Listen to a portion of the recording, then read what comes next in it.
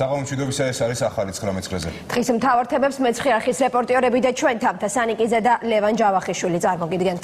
ამნისტიიდან პატიმრობამდე თავისუფლების აღკვეთა ქურდული სამყაროს წევრობისთვის. კახეთის სტიქიის მოლოდინში სინოპტიკოსების პროგნოზი და პრევენცია. და რამდენიმე წუთში ჩვენ ასევე შემოგთავაზებთ. ლუის დღე საქართველოში, ავღანეთში და სამხედროების პანაშვილი ხაშურში.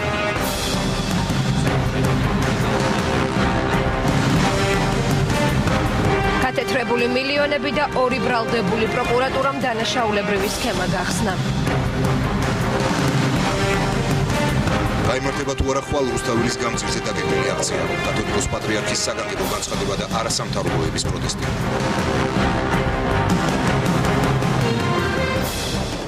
დაშვებული დროშები და სამოქალაქო პანაშვიდი საქართველოში გლოვის დღე ავღანეთიდან სამი ქართველი ჯარისკაცის ცხედრები ჩამოასვენეს წერტილში დაღუპული სამხედროების ხსოვნის პატივსაცემად ქვეყნის მთელ ტერიტორიაზე, ასევე ჰელმანდის პროვინციასა და ქართული საელჩოების ტერიტორიაზე სახელმწიფო დროშები დაშვებულია.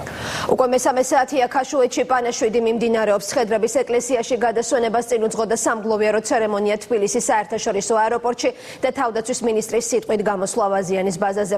სერჟანტი ზვიად დავითაძე, კაპრალი ალექსანდრე კვიწინა და კაპრალი ვლადიმერ შანავა 13 მაისს ქართულ ბაზაზე მომხდარ თავდამსხმას ემსხვერპლნენ. ნოდარ ჩაჩუას ჩავთავთ ახლა ქაშუეთიდან პირდაპირ ეთერში. ნოდარ, ეთერში ხარ. თამთა სამგლოვიარო პროცესია ქაშვეთში უკვე დასრულებულია. სულ ცოტა ხნის წინ გარდაცვლილი სამხედროები უკვე გადაასვენეს საკუთარ რაიონებში, სადაც უკვე გაიმართება სადაც უკვე ხვალ დაკრძალვის ცერემონიალი გაიმართება დღეს. მთელი დღის განმავლობაში, მას შემდეგ რაც ის ჩამოასვენეს გარდაცვლილი ჯარისკაცები ავღანეთიდან და დაასვენეს ქაშვეთში, მას შემდეგ აქ მოდიოდნენ ადამიანები, უბრალო მოქალაქეები, ასევე მთავრობის წარმომადგენლები, ასევე მათი ოჯახის წევრები, ახლობლები და ნათესავები და ყველა ეს ადამიანი ჩვენთან საუბარში ამბობდა ერთს: ტკივილი და სიამაყე. აი ეს იყო განცდა, რომლითაც დღეს აქ მოსული ადამიანები პატივს მიაგებდნენ ავღანეთში დაღუპულებს. უმცროსი სერჟანტი ზვიად დავითაძე, კაპრალები ალექსანდრე კვიცინაძე და ვლადიმერ შანავა. სამხედრო თვითუფრინავი, რომელმაც ავღანეთში დაღუპული ქართველი ჯარისკაცების სამშობლოში ჩამოასვენა, თბილისის საერთაშორისო აეროპორტში ზუსტად 10 საათსა და 30 წუთზე დაეშვა. ავღანეთში დაღუპული ქართველი სამხედროების ხსოვნის პატივსაცემად საქართველოში 16 მაისი გლოვის დღედ გამოცხადდა. ქვეყნის მასშტაბით სახელმწიფო დროშები დაშვებულია. დროშები დაშვებულია საზღვარგარეთ საქართველოს დიპლომატიური წარმომადგენლობების შენობებზე. ავღანეთში დაღუპული ქართველი სამხედროების გადმოსვენების სამგლოვიარო ცერემონიას თავდაცვის სამინისტროსა და გაერთიანებული შტაბის ხელმძღვანელობა, ასევე შეერთებული შტატების საელჩოს, არმიისა და ნატოს სამეკავშირეო ოფისის წარმომადგენლები დაესწრნენ. დღეს საქართველოში გვაქვს ძალიან მძიმე დღე. სამი მებრძოლი, სამი გმირი ვაჟკაცი გამოაკვდა ჩვენ შეიარაღებული ძალების რიგებს. სერჟანტი ზვიად დავითაძე, კაპრალი ალექსანდრე კვიტინაძე და კაპრალი ვლადიმერ შანავა. ეს ჩვენთვის ძალიან დიდი დანაკლისია, უდიდესი დანაკლისია მინდა ვთქვა და მაგრამ ჩვენ ამაყები ვართ, რომ ამ ტკივილს ჩვენთან შეიარაღებული ძალებთან ერთად იზიარებს მთელი საქართველო. ჩემი ქვეყნისა და ელჩის სახელით სამძიმარს ვუცხადებ დაღუპულთა ოჯახებს. მათი თავგანწირვა შეუფასებელია. შეერთებული შტატები მადლიერია იმისთვის, რასაც ქართველი სამხედროები აკეთებენ ავღანეთის უსაფრთხოებისთვის. ეს ძალიან მნიშვნელოვანია მთელი მსოფლიოსთვის. ამ ადამიანებს და ქართულ ხალხს თანაგრძნობას უცხადებენ თავდაცვის მდივანი ჩაკ ჰეიგელი და სახელმწიფო მდივანი ჯონ კერი. ჩვენ აქ შევიკრიბეთ იმისთვის, რომ პატივი მივაგოთ ავღანეთში დაღუპულ ქართველ სამხედროებს. მათ თავი გასწირეს არა მხოლოდ ავღანეთისთვის, არამედ ნატოს ალიანსის და მთელი მსოფლიოს უსაფრთხოებისთვის. ვაფასებთ იმ თავგანწირვას, რომელსაც ქართველები იჩენენ. მეოთხე ქვეითი ბრიგადის 42 ბატალიონის დაღუპული ჯარისკაცების გადმოსვენებამდე სამგლოვიარო მოწყობა გაიმართა საქართველოს შეიარაღებული ძალების ყველა სამხედრო ბაზაზე. ვაზიანის მეოთხე ბრიგადაში მეოთხე ქვეითი ბრიგადის პირად შემადგენლობაც სიტყვით თავდაცვის მინისტრმა მიმართა. საქართველოსთვის თავის გაწირვა ღირსეულთა ხვედრია. დარწმუნებული ვიყოთ ყველა, რომ ამ გმირი ბიჭების თავგანწირვა მიგვიყვანს მიზნამდე ერთიან ძლიერ საქართველოსამდე. ნეტარ არიან რომანი გამოიკვლევენ წამებად ამის და ყოვლითა გულითა გამოიძიენ იგი 13 მაისს თვითმკვლელი ტერორისტების შეტევის დროს დაღუპულ სამქართოს სამხედრო მოსამსახურეს დღეს პატივი რიგითმა მოქალაქეებმაც მიაგეს. თავდაცვის უწყების ხელმძღვანელობის გადაწყვეტილებით სამოქალაქო პანაშვიდი ქაშვეთის ტაძარში გაიმართა. ეს პირველი შემთხვევაა ბოლო წლების განმავლობაში, როდესაც ავღანეთში გარდაცვლილი ჯარისკაცების დაკრძალვა რიგითი მოქალაქეებისა და მედიისათვის ღია აღმოჩნდა. აისაფის მისიაში მონაწილეობის განმავლობაში სულ 22 ქართველი ჯარისკაცია დაღუპული. გარდა ჩვეულებრივი არსებული წესისა ტარდება სამოქალაქო პანაშვიდი ქაშვეთის ტაძარში და ფაქტურად თელს ჩვენს მოსახლეობას ექნება საშუალება რომ მივიდეს და გამოხატოს პატივისცემა ჩვენი გმირების მიმართ. ეს კადრები 2013 წლის 22 მარტსაა გადაღებული მეოთხე ქვეითი ბრიგადის 42 ბატალიონი ვაზიანის სამხედრო ბაზიდან საზეიმოდ გააცილეს.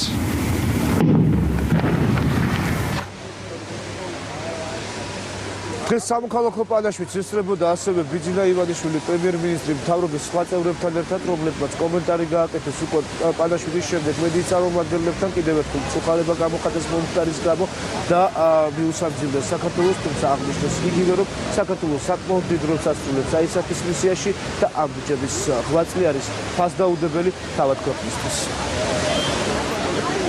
ამ ბიჭებმა სამშობლოსთვის გაწერეს თავი. ერთმანეთს შეამყოფოს მათი სულები. ჩვენ ერთადერთი რაც შეგვიძლია რომ გამოხატოთ ჩვენ პატივისცემა მთლიანად ხელმა ქვეყანამ, მთავრობამ, ნებისმიერმა მოქალაქემ და ქედ მოუხაროთ მათი სონის წინაშე. ეს არიან ვაჟკაცი მეომრები, რომლებიც შეეწირნენ სამშობლოს ინტერესებს, ქვეყნის ძლიერებას და ისინი საქართველოს ისტორიაში შევლენ როგორც საქართველოსთვის, სამშობლოსთვის თავდადებული გმირები. მე არ მეგულება დღეს საქართველოში ოჯახი ან ადამიანი, რომელიც უგრილი იყო იმ ტრაგედიისადმი, რომელიც მოხდა, უგრილი იყოს იმ სამი ახალგაზრდას გარდაცვალების გამო, რომელიც მართლა ძალიან დიდი ტრაგედია. მე მინდა მივუსამძიმრო უპირველეს ყოვლისა ოჯახის წევრებს, მინდა მივუსამძიმრო ახლობლებს, თანამებრძოლებს და მივუსამძიმრო სრულიად საქართველოს. გამოხატავთ ძალიან ღრმა მწუხარებას ამ სამი ახალგაზრდის დაღუპვის გამო, მიუხედავად იმისა, რომ ისინი საქართველოს ტერიტორიაზე არ დაეცნენ. ვფიქრობ, რომ ეს არ არის უაზროდ დაკარგული სიცოცხლე, რამდენად ისინი მსოფლიო მშვიდობისათვის იბრძოდნენ და ისინი არიან სწორედ ის ღირსება ჩვენი ერისათვის, რომლითაც მომავალში ამატებს არა მარტო ქართველი ერი, არამედ პირველ რიგში მათი ოჯახები. მე ვუსამძიმრებ დაღუპული ჯარისკაცების ოჯახებს, ეს არის ჩვენი ეროვნული ტრაგედია. ისინი არიან ჩვენი ქვეყნის გმირები. კიდევ ერთ მთელი გულით გვერდები და ვუსამძიმრებ მთელ საქართველოს. სამშობლო მარტო საქართველო არაა და ეს ამბიჭებას დაამტკიცეს, რომ ჩვენ ვართ დიდი მსოფლიოს ნაწილი და ყოველს ვიყავით. ჩვენ სამწუხაროდ ავღანეთში პირველი გრუპებიან და არა მარტო 21 საუკუნეში არის გრუპები ბიჭები, სხვა შუა საუკუნეში გრუპებოდნენ ქართველები ავღანეთის მიწაზე.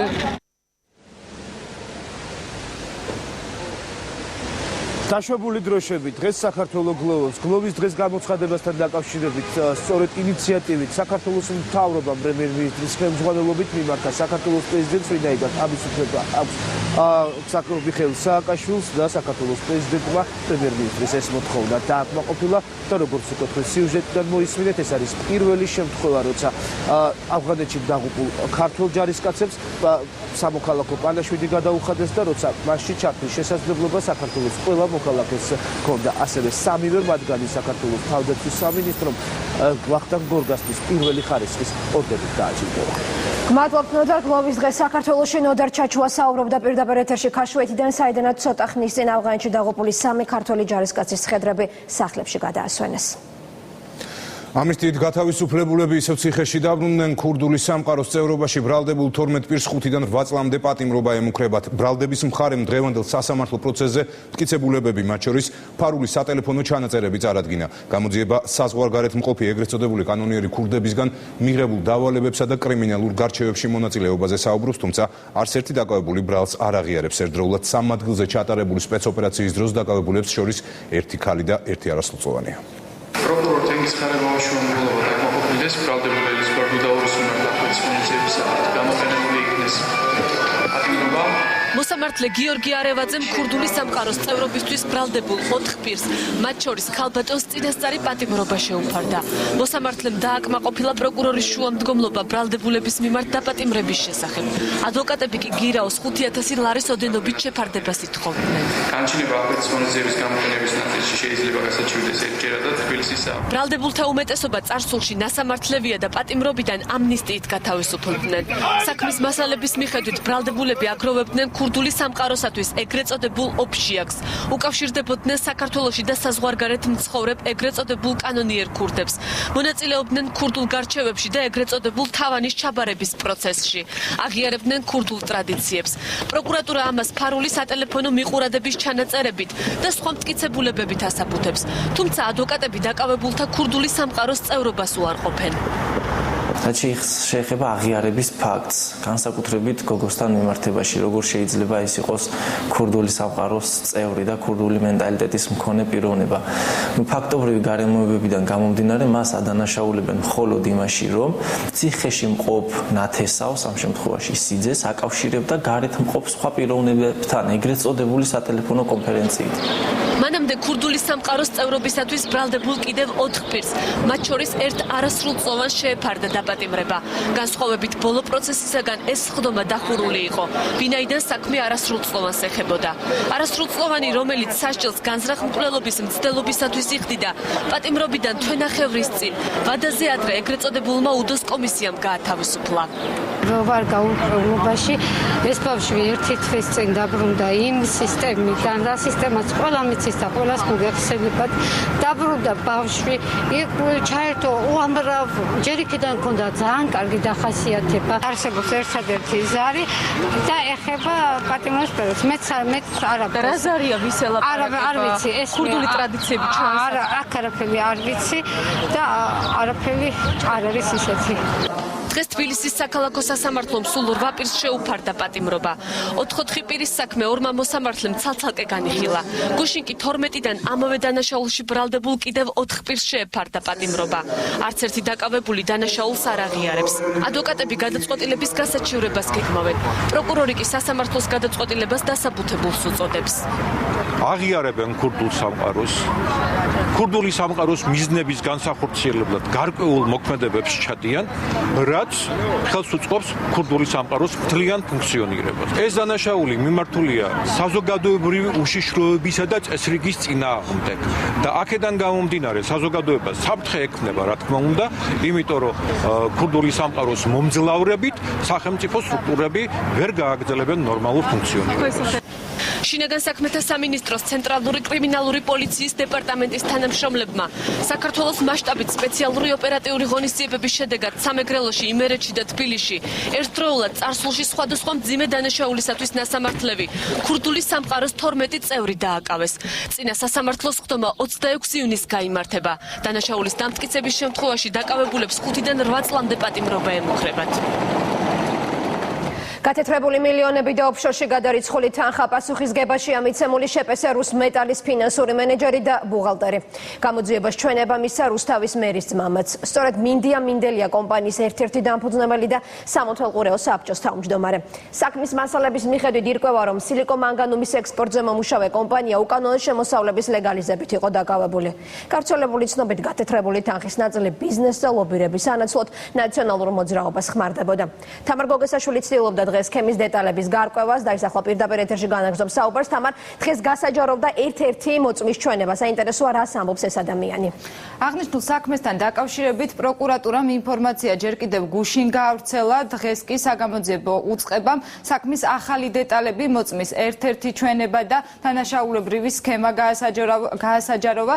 ერთ-ერთი მოწმე საუბრობს თუ როგორ გაქონდა რუსმეტალიდან თანხა ნაღდი ფულის სახით და ჩაქონდა ევროპის სხვადასხვა ქვეყანაში ოფშორული კომპანიის წარმომადგენელთან.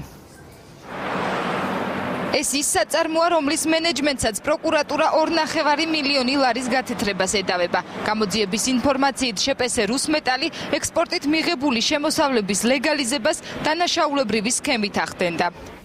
შეპესე რუსმეტალის საზღვარგარეთ სილიკონ-მანგანუმის ექსპორტისას დამალულ ფასნამაც ოფშორულ კომპანია ჰარმონ პრემიერში რიცხავდა. კომპანია ამ თანხას შეპესე რუსმეტალს სესხის სახით უბრუნებდა. სესხის გასტუმრების დანიშნულებით კი თანხა რუსმეტალიდან ნაღდი ფულის სახით გაედინებოდა.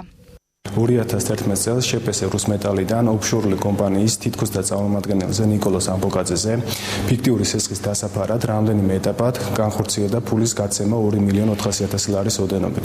თუმცა გამოძებით ადგენილია, რომ ეს თანხა საქართველოსთან არ გასულა და დარჩა ჩვენს ქვეყანაში, რითაც განხორციელდა ფულის გათეთრება. კომპანიის სალაროდან ნაღდი ფულის გადინებას ადასტურებს საქმის ერთ-ერთი მონაწილე ნიკოლოზ ამბოკაძე.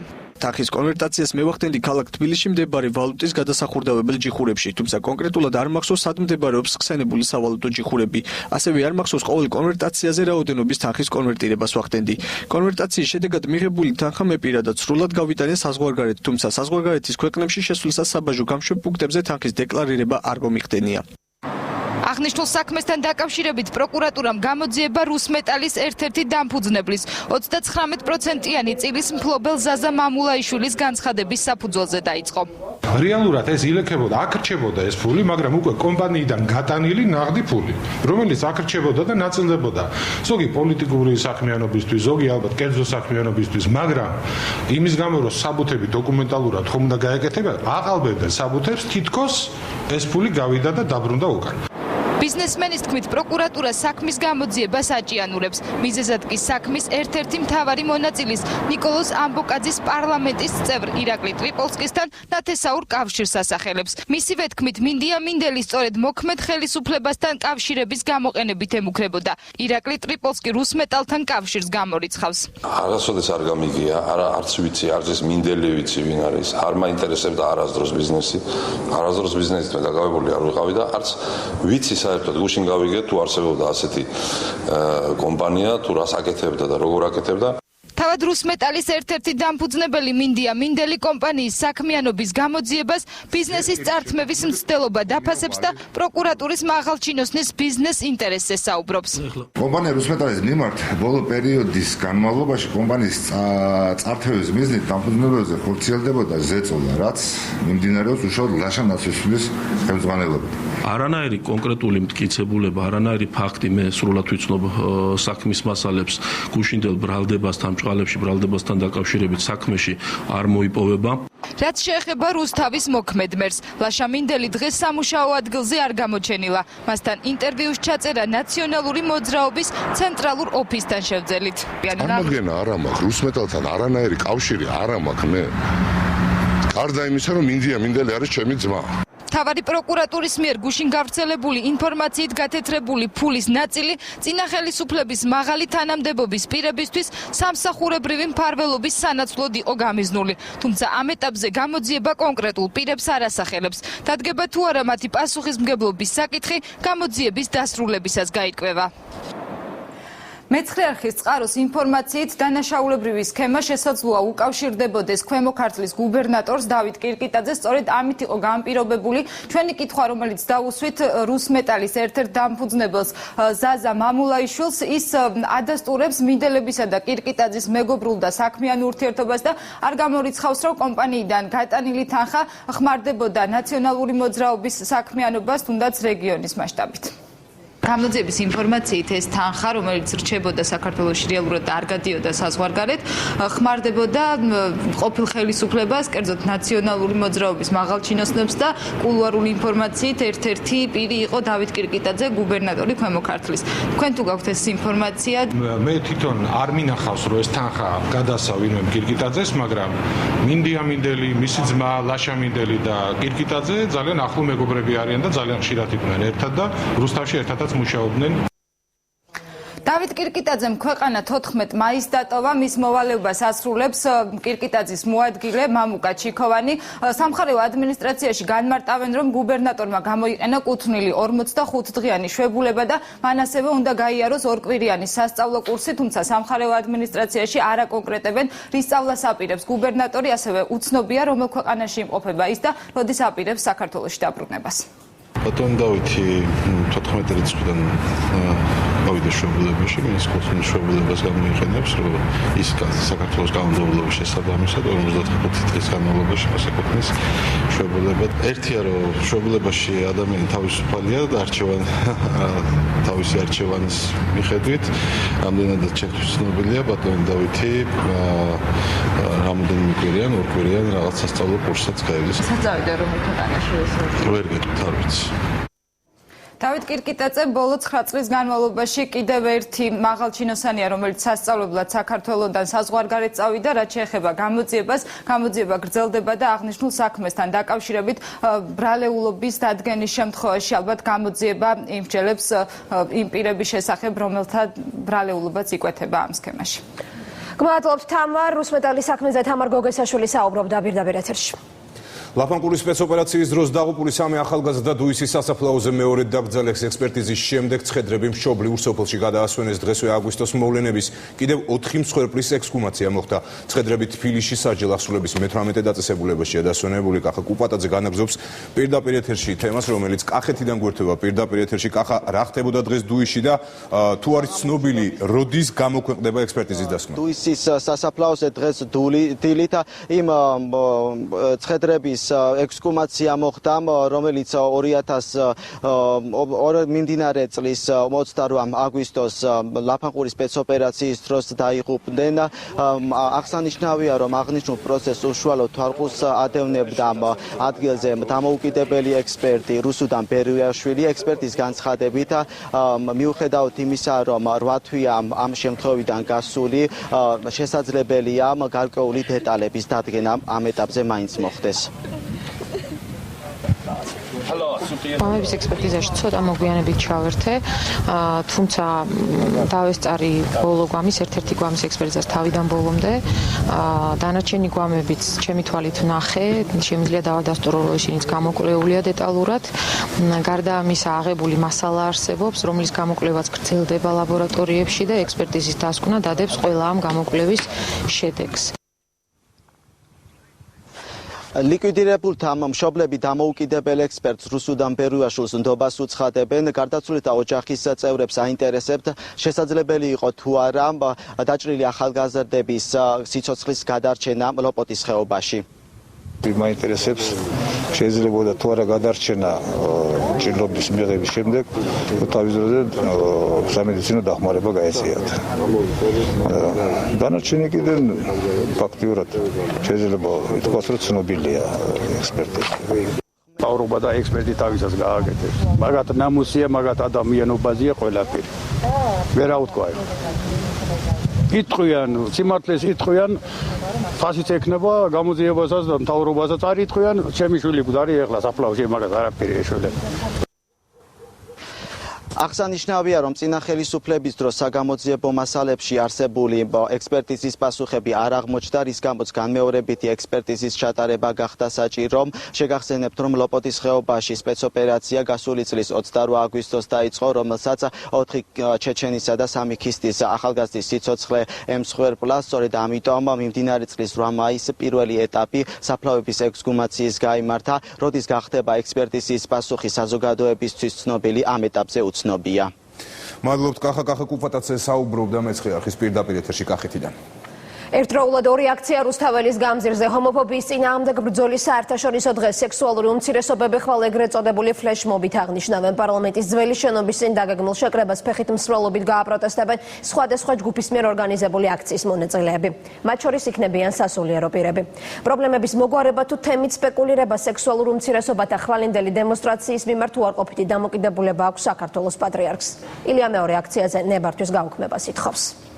სიტყვა ჰომოფობია არაკორექტული იდეოლოგიური დატვირთვის მქონე კლიშეი არლიყია, რომელიც გამოიყენება როგორც არაკეთილსინდისიერი პოლემიკური ხერხი манипуляციური მიზნებისთვის. სექსუალური უმცირესობების წარმომადგენლები დღეს სიტყვა ჰომოფობიამ გააღიზიანა. მათი თქმით, LGBT ადამიანების არსებობას ეგუებიან, თუმცა პროპაგანდა მიუღებელია. ჰომოფობიის წინააღმდეგ დაგეგმილი აქცია დღეს 12-მა არასამთავრობო და პოლიტიკურმა ორგანიზაციამ გააპროტესტა. მისევე როგორც ამერიკის შეერთებული შტატების მრავალ შტატში არის აკრძალული მათი შეკრებები, აგიტაცია, პროპაგანდა. ასევე აიკრძალოს საქართველოშიც. დევნილების მანდიით არიან შემოსილები, ხო და სინამდვილეში გრანტებს იღებენ. ეს არის სპეკულაცია. მართლმადიდებელ მორწმუნეთა ჯგუფმა პრემიერ-მინისტრს ჰომოფობიის წინააღმდეგ დაგეგმილ აქციაზე პოზიციის დაუყოვნებლივ დაფიქსირებას თხოვა. მათ ხოვნას ადამიანის უფლებათა დაცვის ასოციაცია შეუერთა. ისინი უნკერთა საფლავებსა და 9 აპრილის მემორიალთან სექსუალური უმცირესობის აქციის გამართვას აპროტესტებენ. შეიკრიბონ, ნუ გამოიყენებენ იმ ადგილებს, სადაც წმინდა სისხლი დაღვრილა. ამისთანა უზნეობის სახელმწიფო პროპაგანდის რანგში აყვანა ჩვენ დაუშვებლად მიგვაჩნია. LGBT აქციას მოწინააღმდეგეები ხვალ პარალელური აქციით დაუპირისპირდებიან სექსუალური უმცირესობის ფლეშმობთან დაკავშირებით საქართველოს კათოლიკოს პატრიარქის განცხადებაც გავრცელდა. ძმისნად ისახავს არა ამ ადამიანების რეალური პრობლემების მოგვარებას, არამედ თემით სპეკულირებას, რადგან ფაქტია, ჩვენს ქვეყანაში დამკვიდრებული ტრადიციული აზროვნების მიუხედავად მათ შეუძლიათ წარმართონ თავისი პირადი ცხოვრება. თბილისის მერიამ და ხელისუფლებამ უნდა გაითვალისწინოს ეს და გააუქმოს ჰომოსექსუალებისათვის მიცემული ნეფართვა დემონსტრაციისა. მით უმეტეს, რომ დღეს მთელს ქვეყანაში საყოველთაო გლოვა მოყვასისათვის თავგანწირული ვაჟკაცებისა. დეკანოს თეოდორე გიგნაძის თქმით კი ხვალ რუსთაველის პროსპექტზე დაპირისპირების თავიდანაცილების მიზნით გავა. ჩვენ ამ ყველაფერს აღუდგებით, მაგრამ ეს ქრისტიანული პროტესტი, ესეთია უარი ცოდვას, მაგრამ არ მერჩით ადამიანს.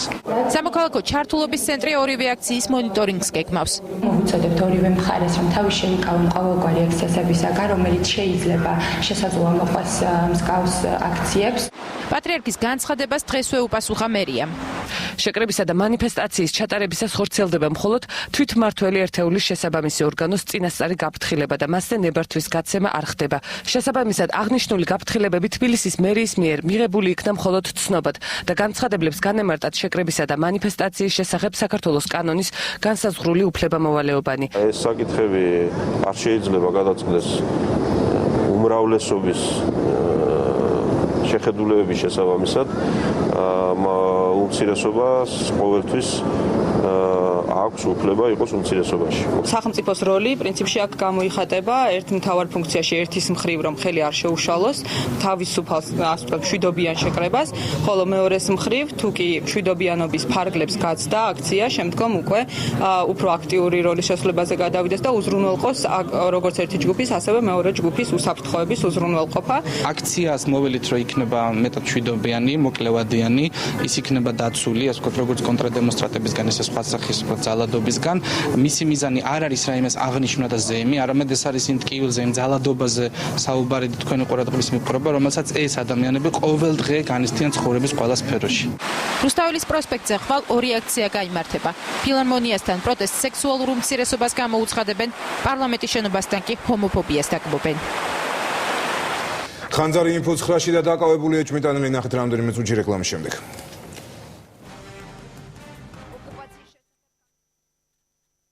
შესაძლოა დღესაც ჩავარდეს, რატომ არ გაიარეს უმცირესობის წევრებმა რეგისტრაცია.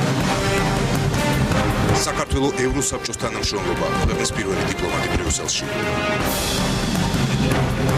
დაბრიეთერში ბრუნდება. საპარლამენტო უმცირესობა პროცედურულ ომს განაგრძობს უკვე მესამედ ოკუპაციის შესახებ კანონში შესატანი ცვლილებების განხილვა ოპოზიციის გამო ფერხდება. დღევანდელ სესიაზე კვორუმი არ შედგა, რის გამოც 15 წუთიანი შესვენების გამოცხადება და ხელახალი რეგისტრაცია გახდა საჭირო. მირიან გორგოძე ჩაგორთვება ახლა პარლამენტიდან პირდაპირ ეთერში. მირიან, გაიტანენ თუ არა დღეს მაინც პროექტს კენჭისყრაზე? შეიძლება თამთა უკვე ვთქვათ, რომ კენჭისყრაზე დღეს საკითხი ვერ გავიდა, რადგან რამდენიმე წუთის წინ მორჩა დღევანდელი საგაზაფხულო პლენარული სესია, ისე რომ საკითხზე კენჭისყრა კვლავ გადაიდო უკვე მესამედ ამ საკითხზე, თუმცა მანამდე რომ მივყვეთ ქრონოლოგიურად, შეიძლება ითქვას, რომ დღევანდელ საგაზაფხულო პლენარულ სესიას პროცედურული დარღვევების გარეშე არ ჩაუვლია, მას შემდეგ რაც შედგა რეგისტრაცია, საპარლამენტო უმცირესობის წევრებმა გამოთქვეს რეგისტრაციის შედეგები შესახებ ეჭვი, ანუ მათ განაცხადეს ის, რომ არ არის დარბაზში იმდენი დეპუტატი, რამდენმაც რეგისტრაცია გაიარა. ამის შემდეგ უკვე სტომათა დარბაზში ამოიკითხეს დეპუტატების სია და აღმოჩნდა, რომ სტომათა დარბაზში არ იმყოფებოდა ის 3 დეპუტატი, რომელსაც რეგისტრაცია გავლილი ჰქონდა. ეს 3 დეპუტატია ენუქიძე გოჩა, მერაბიშვილი გიორგი და შერვაშიძე იაშა. საქართველოს პარლამენტის თავმჯდომარე მანდატურების სამსახურს ამ საკითხის შესწავლა დაავალა.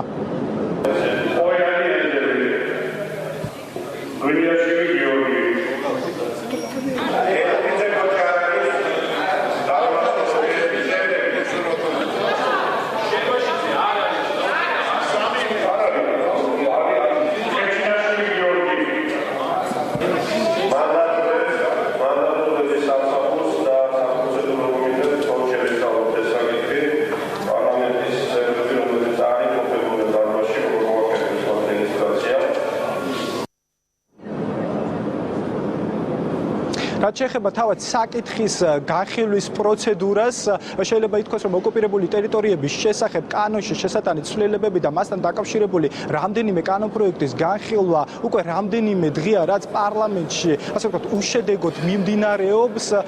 ამ კანონპროექტის განხილვა მიმდინარეობს საპარლამენტო უმცირესობის მხრიდან ხმაურის უკმაყოფილებისა და გარკვეული პროცედურული ომის ფონზე. დღესაც საპარლამენტო უმცირესობამ გამოიყენა მათთვის განკუთვნილი დრო მაქსიმალურად მათი მხრიდან დაისვა ძალიან ბევრი შეკითხვა, გამოითქვა ძალიან ბევრი მოსაზრება და შედეგი არის ის, რომ დღევანდელი პლენარული სესიისთვის განკუთვნილი დრო ისე ამოიწურა, რომ საკითხის კენჭისყრა კვლავ ვერ მოხერხდა და კენჭისყრის პროცედურა მომდევნო პლენარული სესიისთვის გადაიდო.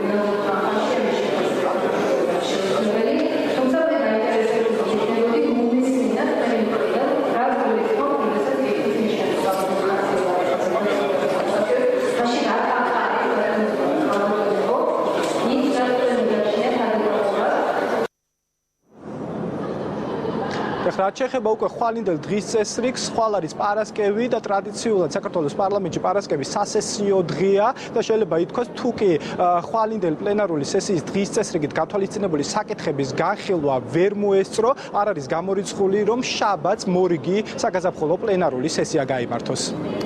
გმადლობთ მირიან, მესამე ჩავარდნილი კენჭისყრა ოკუპაციის შესახებ კანონპროექტის განხილვა ისევ გადაიდო. მირიან გორგოძე საუბრობდა ბოლო ინფორმაციით პარლამენტიდან.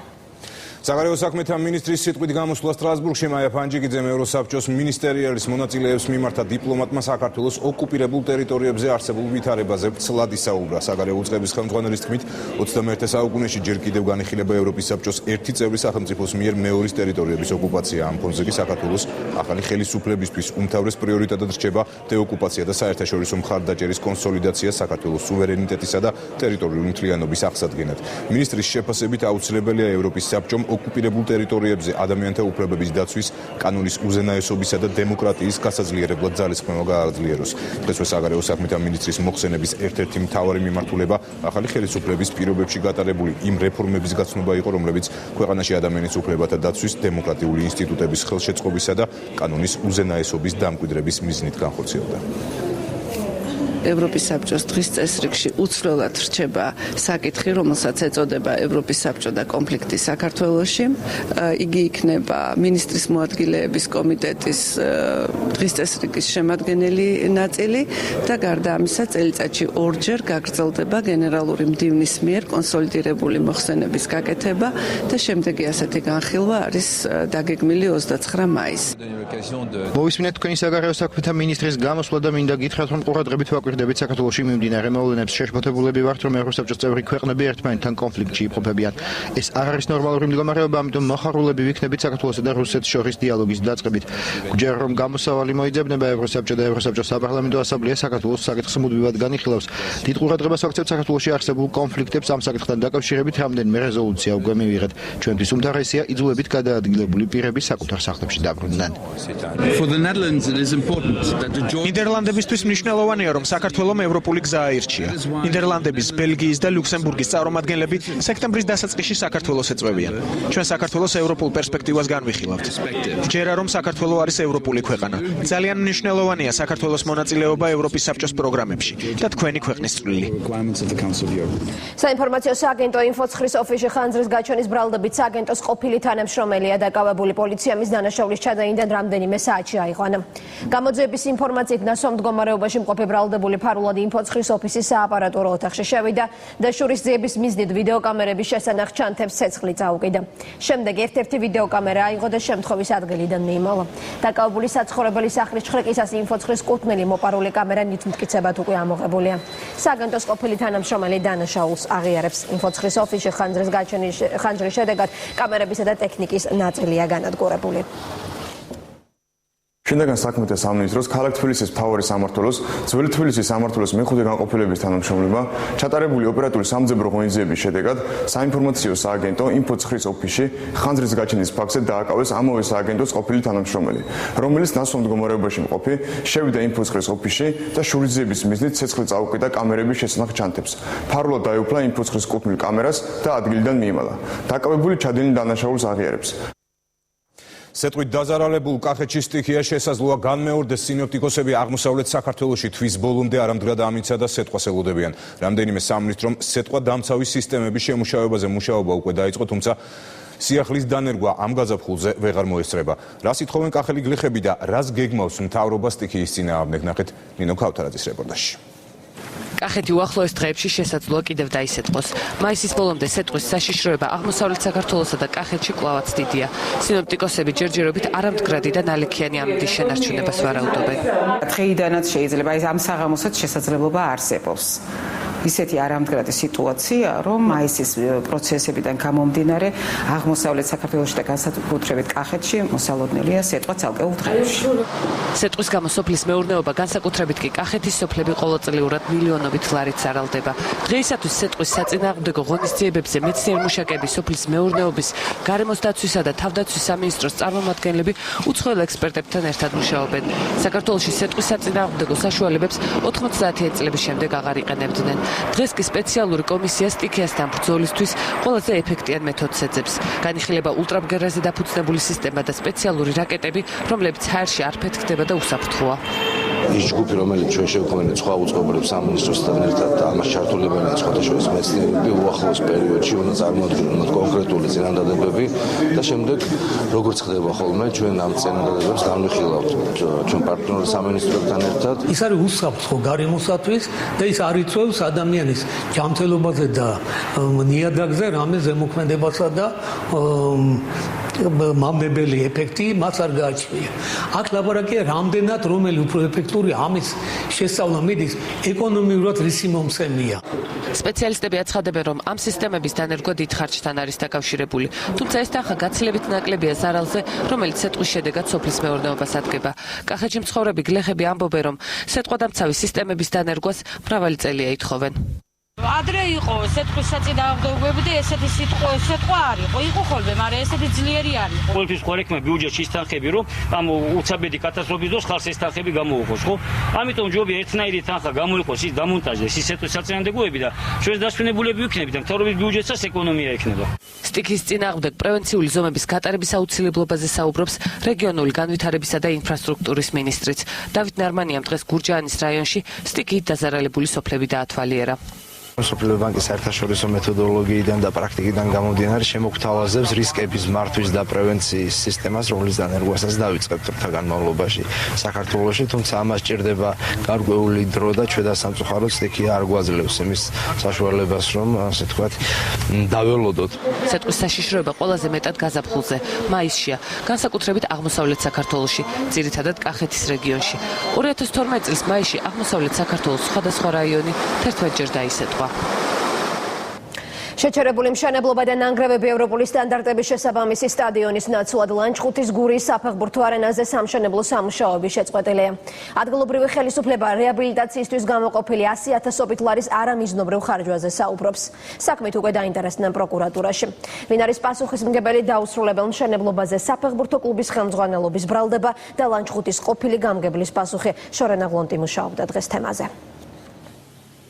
ლანჩხუთის გურიას საერთაშორისო სტანდარტების საფეხბურთო მოედანი 2013 წელს უნდა ჰქონდოდა. პროექტის თანახმად მოედნის სარეაბილიტაციოდ 6 მილიონ ლარზე მეტი უნდა დახარჯულიყო. თუმცა როგორც საფეხბურთო კლუბ გურია 2000-ის ხელმძღვანელი ამბობს, კომპანიამ მხოლოდ მოედანზე არსებული ობიექტების დემონტაჟი განახორციელა. სხვა სამუშაოები კი აღარ შესრულებულა. როგორც დირექტორს მე არ შემეძლო რომ რამე იქ ნაბიჯი გადამედგა დამფუძნებელთან შეთანხმების გარეშე და როგორც მითხრეს, ჰქონდა დამფუძნებელს მაგის უფლება ჩემს გარეშე ჩაეტარებინა სამუშაოები, თუნდაც დემონტაჟის, თუნდაც მერე ახალი ტრიბუნის გაკეთების და დასრულების თავისთავად. ცნობილი იყო ეს ყველასათვის, რომ ბანერიც იყო იქ გაკეთებული, რომ 2013 წელს დასრულდებოდა სტადიონის მშენებლობა. ლანჩხუთის გამგებლის თქმით, მოედნის სარეაბილიტაციოდ გამოყოფილი თანხა არამიზნობრივად გაიხარჯა. 200,000 ლარი იქნა ჩამორიცხული ამ სტადიონის რეაბილიტაციისათვის და სამუშაოების ჩასატარებლად და ეხლა ფაქტიურად სახეზე გვაქვს თანხის არამიზნობრივი ხარჯვა, მე შემიძლია ეხლა მე არ ვერები სამართალდაცვის კომპეტენციაში, მაგრამ ფაქტი სახეზეა. მთლიანად ეს დოკუმენტაცია გადაცემულია პროკურატურაში, სამხარეო პროკურატურა იკვლევს ამ საქმეს. ლანჩხუთის მუნიციპალიტეტის ყოფილი გამგებელი, რომელიც ობიექტის მიღება-ჩაბარებაზე აწერს ხელს, აღნიშნავს, რომ ხელშეკრულებითი ნაკისრი ყველა ვალდებულება შესრულებულია. მისი თქმით, პროექტის თანახმად სამუშაოები 2 ეტაპად გაიყო. მოედანზე არსებული ობიექტების დემონტაჟი პირველი ეტაპისთვის გამოყოფილი თანხით განხორციელდა. რაზეც მე მაქვს მოწერილი ხელი, აბსოლუტურად მიზნობრივად ყველაფერი გამოყენებული და იმის შემდგომ რა მოხდა მე ვერ ვიტყვი. კახა ებრალიძემ პროკურატურას განცხადებით მას შემდეგ მიმართა, რაც ადგილობრივმა ხელისუფლებამ ობიექტის ჩაბარება მოითხოვა. საქმეზე ძიებას ხვისი მოძრავი ნივთის ფარული დაუფლებისა და უკანონოდ მისაკუთრების მცდელობის კუთხით მიმდინარეობს. საფეხბურთო კლუბ გურია 2000-ის ბალანსზე რეცხვლის სამშენებლო მასალის ფარულად დაუფლების ფაქტზე გამოძიება მიმდინარეობს საქართველოს სისხლის სამართლის კოდექსის 177 პунქტის მეორე ნაწილის აკრედიტებული გათვალისწინებულ დანაშაულის ნიშნებით. გამოძიებით ირკვევა, რომ ლანჩხუთის სტადიონის სარემონტო სამუშაოების წარმოებისას ადგილიდან იქნა დატანილი მითვისებული დემონტაჟის შედეგად მიღებული სამშენებლო მასალა. შპს ოქტან მედიას დირექტორი პროკურატურის თანამშრომლების მხრიდან ზეწოლაზე საუბრობს და ამბობს, რომ ის თავად არის დასარალებული. წინასაარჩევნო პერიოდში მუშაობდი პროკურატურის ზედამხედველობის ქვეშ რა. თორე გასაგებია მე მგონია რა სამხედრო დამეტაცებია და როგორ იქნებოდა ყველაფერი. საქმეზე ჩატარებული ტექნიკური ექსპერტიზის შედეგები უახლოეს დღეებში გახდება ცნობილი. გამოშვების ბოლოს კულტურა ეროვნული მუზეუმის უნიკალური კოლექცია ერთსა გამოფენო სივრცეში ხელოვნების მუზეუმში ქართველი და ევროპელი მხატვრობის პორტრეტული ნამუშევრებია გამოფენილი. ექსპოზიციაზე მისულ დამთვალიერებელს დარბაზში საუკუნეების წინ შესრულებული ტილოები ელოდება. ყოველი პორტრეტი, რომელიც დახატულია გრძნობით მხატვრის პორტრეტია და არა მენატურისა. ასე მიაჩნდა ინგლისელ მწერალს ოსკარ უაილდს. სწორედ დღეს თბილისელ საზოგადოებას საშუალება მიაცა ეროვნული მუზეუმის კოლექციებში დაცული 75 ქართველი და ევროპელი მხატვრის 100-მდე ფერწერული და გრაფიკული პორტრეტული ნამუშევარი დაეთვალიერებინა და დიდი ოსტატები გაეხსენებინა. პორტრეტი, როგორც დამოუკიდებელი თვითქმარი მხატვრული ფორმა, მე-15 საუკუნიდან იტალიაში კვატროჩენტოს ეპოქიდან იღებს სათავეს. ანუ რაზაკვირველია პორტრეტი მანამდეც არსებობდა. ჩვენი გამოფენა ამ თვალსაზრისით ძალიან საინტერესოა, ვინაიდან ძალიან ფართო ქრონოლოგიური სპექტრია წარმოდგენილი. ეს არის მე-17-მე-20 საუკუნეები და სხვადასხვა ქვეყნის, სხვადასხვა სტილის, სხვადასხვა დროის ფერწერული და გრაფიკული ნიმუშები გახლავთ წარმოდგენილი. პორტრეტული ჟანრის პირველი ნიმუშები ჯერ კიდევ ძველი ეგვიპტის ხელოვნებაში გვხვდება. შალვა ამირანაშვილის სახელობის ხელოვნების მუზეუმმა კი საქართველოს ეროვნული მუზეუმის კოლექციებში დაცული მე-17-მე-20 საუკუნეების პორტრეტები წარმოგვიდგინა. ნიკო ფიროსმანაშვილი, ლადო გუდიაშვილი, სერგო ქობულაძე ეს იმ შემოქმედთა არასრული სიაა, რომელთა ნამუშევრებიც კიდევ ერთხელ აღფრთოვანების საგნად იქცა.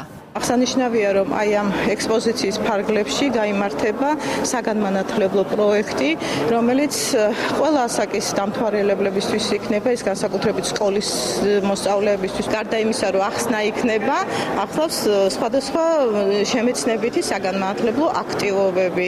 უკანასკნელი ათწლეულების მანძილზე მე არ მახსოვს, რომ ის სრულად ყოფილიყოს გამოფენილი შუა საუკუნეებიდან მოყოლილი დღემდე პორტრეტი, რომელიც დაცულია ეროვნულ მუზეუმში.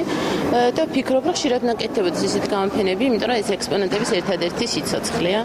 პორტრეტების კოლექციის გამოფენა 1 ივნისამდე გაგრძელდება. გამოშვების ბოლოს ეკაბერიძის მთავარი კითხვის ანონსი ვინ იქნებიან დღეს გადაცემის სტუმრები ამას ეკლა ახლა თავად გვეტყვის ეკა საღამომშვიდობისა თამთა საღამომშვიდობისა ლევან მივესალმები მაყურებელს ნიშნავს თუ არა სასაზღვრო წესების ლიბერალიზაცია რუსეთის ნების შესრულებას და ორმაგ სტანდარტ საკუთარ საზღვრებთან მიმართებაში მთავარ კითხვას დისკუსიის ნაწილში ქეთევან ციხელაშვილი და სერგი კაპანაძე უპასუხებენ მანამდე იზრდება თუ არა რისკები ქართველი ჯარისკაცებისთვის ავღანეთის მისიაში და გამოადგება თუ არა კოსოვოს მაგალითი საქართველოს ოკუპირებულ ტერიტორიებთან მიმართებაში დავით ბერძენიშვილი იქნება ჩვენი სტუმარი. დიდი მადლობა ეკა წარმატებულით ეს გისურვებთ. გმადლობთ ეკა ახალი ცხრაზე კი ამით დასრულებულია ჩვენ ხვალამდე გემშვიდობებით. კარგად ბრძანდებოდეთ.